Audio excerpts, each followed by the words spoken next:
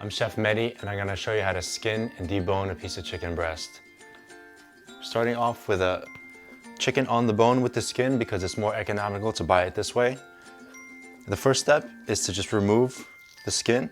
You can do that easily just by grabbing the skin and pulling away. You can use your knife to help at the tricky parts and just cut that away. Set that aside. Next, you want to flip it onto its back and start trimming at this bone right here. It's best to run the knife along the bone. That way you get the most meat off of it without wasting any of that breast meat. So just running along that bone. I'm gonna remove that bone. There's a little bit of cartilage over here.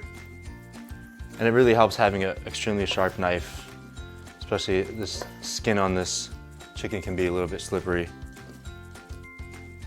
Just trim that off. And there you have a cleaned breast of chicken.